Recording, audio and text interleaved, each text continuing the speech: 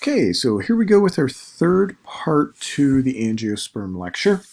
Part 1 and 2, we talked about general angiosperm structures, flower structures, the life cycle, reproduction features. Make sure you're comfortable with that. I would definitely encourage you go back and review it. Make sure you're very, very comfortable with what those parts are on the flower and what they do. What is the key function of each of the structures? All the angiosperms are basically going to use those structures. Obviously, there's variation from one group of angiosperms to the next with the organization of them, the number of them, etc. But they're all basically using the same things. So what we're going to do now is take a run through general angiosperm diversity. So kingdom Plantae, I want to keep it in that classification scheme. Kingdom Plantae, phylum, we talked about Anthophyta, and then there'll be a couple different phylum we'll go through, and then we'll drop down into two classes of angiosperms. So domain, kingdom, phylum, class. So, all right, so angiosperm diversity. There's approximately 250,000 living species of angiosperms out there that have been identified. Still opportunity for growth and more. Those of you interested in plants, always an opportunity to discover new species. Part of it is we just don't know everything, but also they're adapting and evolving. Organization-wise, when we classify the flowering plants, one group is known as the basal angiosperms. This is the simplest of the flowering plants. I'm not going to spend time on this. I will leave this for a botany class. I encourage you guys, if you're interested, if you're doing anything with conservation and ecology, you have to take botany because you can't do conservation or ecology without understanding the base of the food chain, and that's where the angiosperms come in. So again, some of these things I leave for your upper level courses. This is meant just a general broad spectrum introduction to flowering plants. So we got the basal angiosperms. We then have the Magnoliids. Big key feature on the Magnoliids is this spiral arrangement of the floral structures. Kind of this, you can see it, the pattern or the spiral shape when we look at the anthers and the stamen and the petals and things like that. So you can look at a flowering plant if it's flowering and kind of get a feel for if it's classified as a magnolid at the phylum level. Now, once you're in the Magnoliids, we do break down into two classes, the Monocots and the Eudicots. Now, what I want you to be comfortable with, let me put in a little star, well, it shouldn't be little, let me put in the obvious star. What are the features that make an angiosperm a monocot versus a eudicot? Get these down. These will be very important for you guys to be comfortable with. So approximately 25% of the angiosperms we know of are monocots. And by and large, they're herbaceous. So we talked about that. I introduced that term before.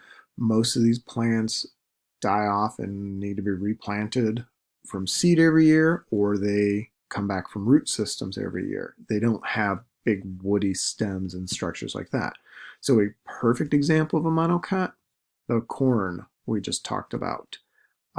Most of your flowering plants, the prairie plants out there, by and large, a lot of them are monocots. Now, monocots have certain key features that set them apart.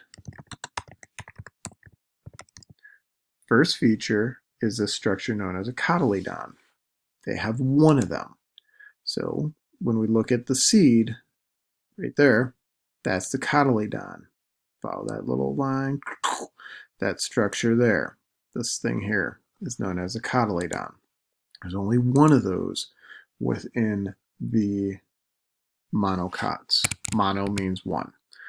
Second key feature, if you have leaves available,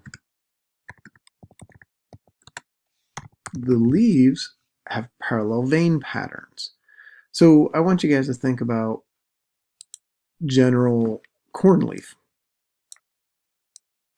And if you look at the veins, the vascular pattern in a corn leaf, it's just this big parallel pattern. It's an easy way to tell if your plant is a monocot, if leaves are available. If we can do a cross section, the vascular tissue is scattered. So if this was a cross section, take the stem of the corn plant, chop it in half. You have vascular tissue that's those conductive tubes, they're just kind of scattered all over. There's no real pattern to the vascular tissue. The root system, they have fibrous roots. So you can see that down here. I can pull out a corn stalk, or better yet, pull up a clump of grass and get some of the roots. Fibrous.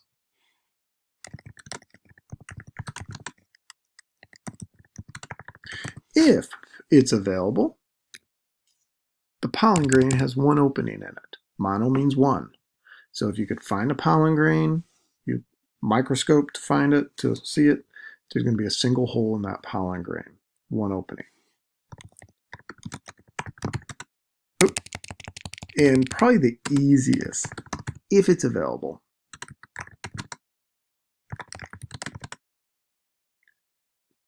the floral organs are in groups of 3 or multiples of 3. So there's 3 petals. It could be, and this is where I want you guys to know more than one feature. Groups of 3. Oop. Come on. There we go. All right, 3. What if there's 6, 9, 12, 15, etc. Groups of 3.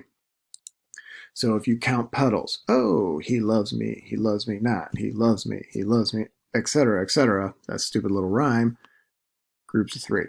3, 6, 9, 12, 15, 18, 21, so on. That tells you have a monocot. Now when we look at Eudicots, again, make sure you know the features. Roughly 66% of the angiosperms out there are Eudicots.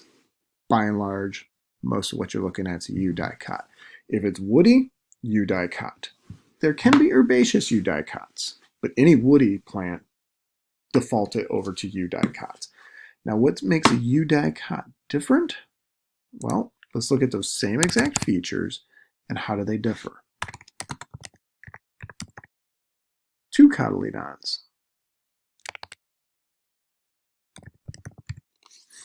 All right, so take a bean seed, split it in half. 2 cotyledons. You got one on this side, this whole thing, and one on this side. Those are the cotyledons in the bean plant. That makes it a Eudicot. There will be a net-like vein pattern. So look at the oak leaf down on the bottom. Notice how the vein pattern is got the main part here, and then it shoots off. And if we had more detail, you'd see this kind of branching. So you got this mesh pattern versus all the veins being parallel, right? That's Eudicot. The vascular tissue, it's a ring of vascular tissue. So let's chop the oak tree in half. Please don't. But the vascular tissue forms this circle. This nice ring when you look at a cross section of a Eudicot. Root systems tend to be tap roots. That's a carrot over on the side there. This is the tap root. It's what we eat. It drills down and burrows down into the ground. That's a big Eudicot feature. Okay.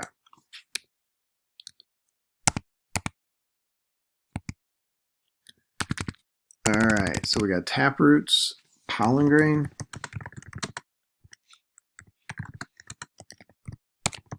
Oh. There's 2 openings to the pollen grain instead of 1.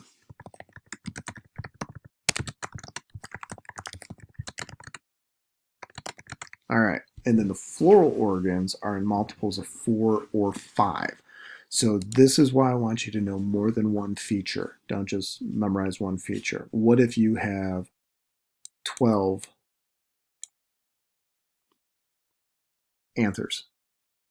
That's a multiple of 4, but it's also a multiple of 3.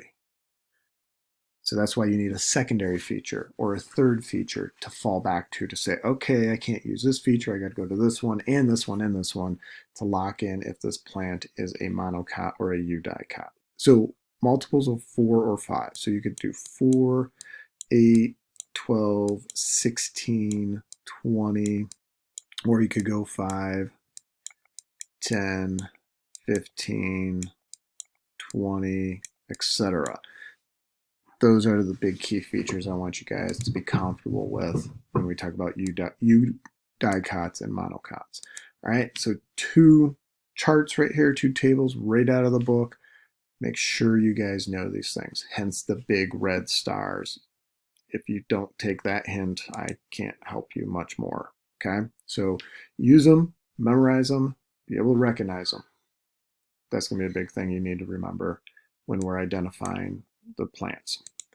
So, all right. So what do we do with all these seed plants? A lot.